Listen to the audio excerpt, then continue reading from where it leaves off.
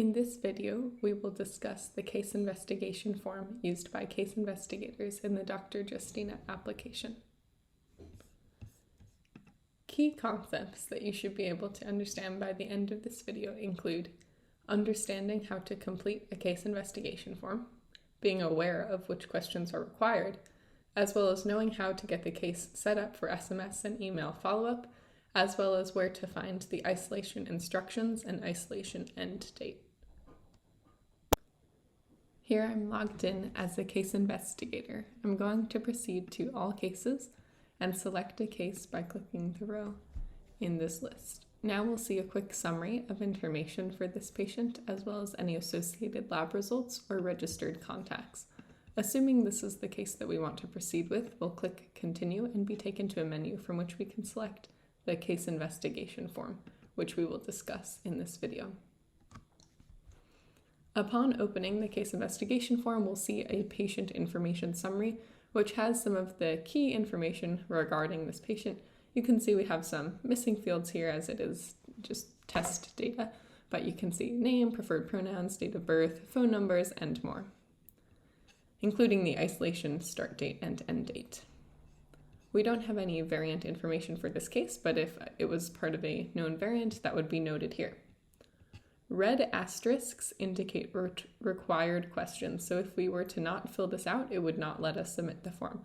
So here we already have a first name and last name, both of which are required, and can select a date of birth using this calendar field as well as these various drop-downs.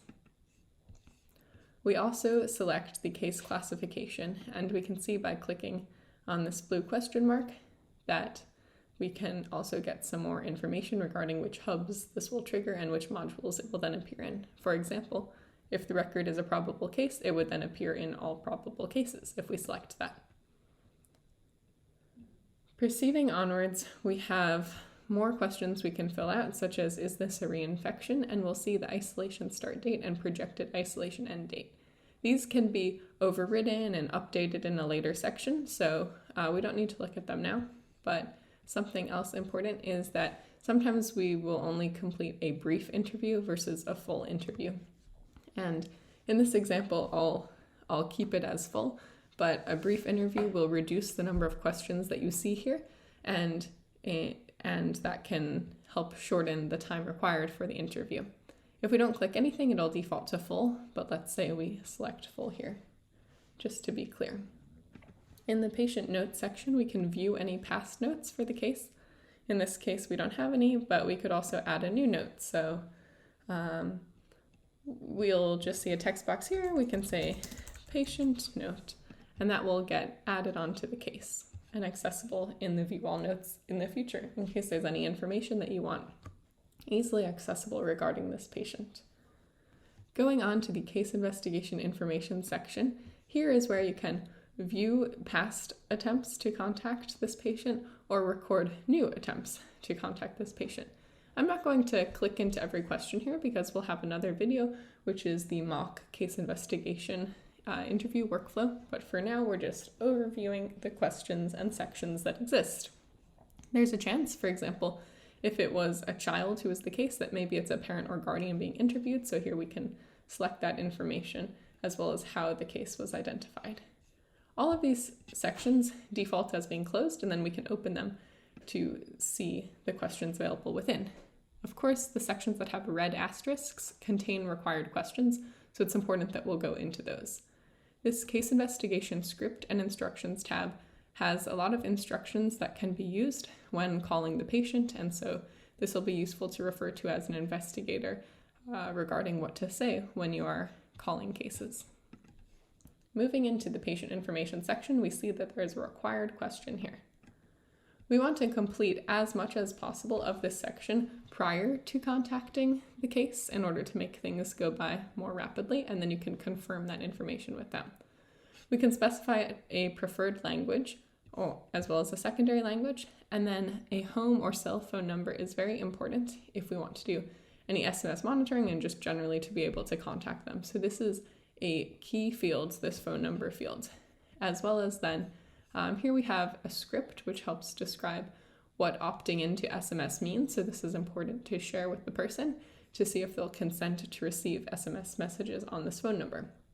If we say yes here, this will allow them to receive SMS alerts such as the welcome message as well as the final survey at the end of their isolation period. If we were to select no, they will actually not receive SMS messages. So when you do say yes here, they will receive a welcome message as soon as the form is submitted here, assuming that your LPHA is opted into sending welcome messages. We also can add an email address, which is useful for any email alerts that we send, as well as then the county in which they reside is important. Here we don't see the real LPHAs. These are all testing environments, but regularly you'd see each of the various LPHAs here, and you want to make sure you select the county in which they reside. Here we're in a staging domain, so I'll keep it as staging. If we were to select a domain other than the one we're in, we would be prompted to transfer the case, which is covered in more depth in other videos. This search for address field is key because it can help automatically populate the rest of the address fields. So let's say I'm looking for a particular address. Here there's one in Fort Collins, Colorado. We can select it, and then it automatically fills in these boxes below, which is very helpful. So using this triggers a geocoder tool, which helps us locate an existing address and fill in the correct forms here. If the mailing address is different than your street address, you'd select yes, and you'll have the opportunity to enter another address here. This is helpful in case we end up needing to mail anything. On to the clinical information section. This is a very important section, and it is also important to go over every single symptom. We see many symptoms here, and you might be prompted just to ask, or you might be tempted just to ask, what symptoms did you have? But it's actually important to mention each one of these to them and get whether it is yes, no, or unknown, and mark the appropriate bubble here. If we say yes to any symptoms, we will see down below that it says the patient is symptomatic, and it will fill this in as yes, they had symptoms. For the brief interview, you would just ask about a few symptoms here and would mark the answer here. Proceeding onwards, we can also, not only can we, but we must, as it has a red asterisk, mark the first date we experienced the symptoms. I'll put a date there. And then we can provide information on the date we got the test and additional medical information. The medical history section contains some information about past diagnoses that might be important to understand the potential higher risk of infection or severe illness from COVID that this case could encounter if they previously have experienced any of these diseases or ailments. There are many questions here. We won't dive in now, but the mock interview will provide more information on that. Demographic information section has some questions that are required and some that are not. Sex is required. There are various options, and they also have the opportunity to describe their race as well as whether they're Hispanic, Latino, or of Spanish origin. And this is important because it is required in CEDARS. So race and ethnicity are required in order for this record to flow back to CEDARS. So it's important to try to get this information from the case.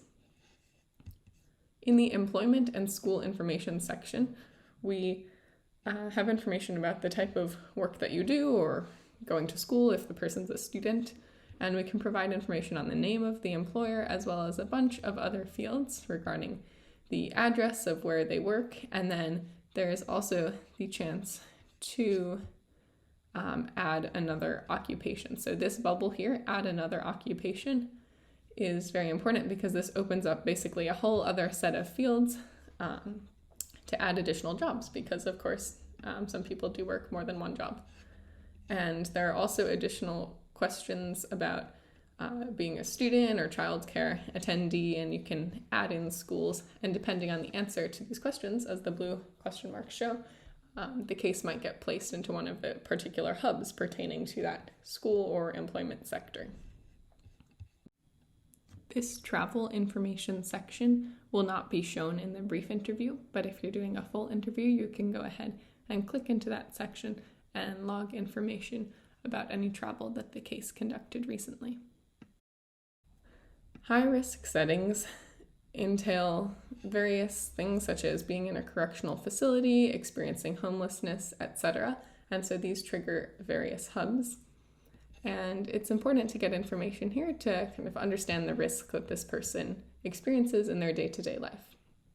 The exposures and activities section provides more opportunity to define any contact with a known case of COVID, where that contact occurred, how you know them, and the recent date of contact that you had with them.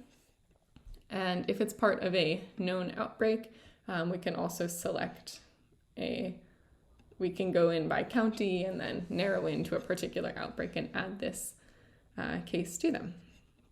Then we go through basically a bunch of activities that they might have participated in, and we can log those to really have a sense of what they were up to in recent days. Isolation instructions is really important because here, this is where we tell the case to isolate. And we have a bunch of instructions with the latest information and guidance, as well as then how we share that information with them. And here we can see the isolation start date and isolation end date, and as well as a do not travel and continue wearing a mask through this date. So this is a really important section to share with them. These get updated based on what we select. So for example, if we wanted to override the existing isolation start date, it would change this and then recalculate the end date. And we can also override other parts of the dates as well. And if they allow us to send the information via email, we'll share a copy of these instructions. If they don't allow it via email, it will appear in a report for supervisors, and instructions can be mailed by the LPHA. Registering contacts and exposure notifications, it asks us if the person is willing to stay on the line in order to register contacts. And so if they say yes, we'll have an option to register contacts lower down on the form, which we'll see soon. The case investigation status has some required questions in here. The patient's outcome or final disposition is one of those required fields here. And if we do not fill this field out and we go to submit the form, I'll show you what happens. So if we go to try to submit it, first of all, I missed a one that was needed earlier in here, and so it redirected me to this question. Proceeding with the next error button, I'm now able to see, I have to submit this, or I have to submit an answer to this question before it will allow me to submit the form. So I'll just say unknown for now, but there's also an option to close the record here. And so just keep in mind that there is the ability to close a record through the CI form.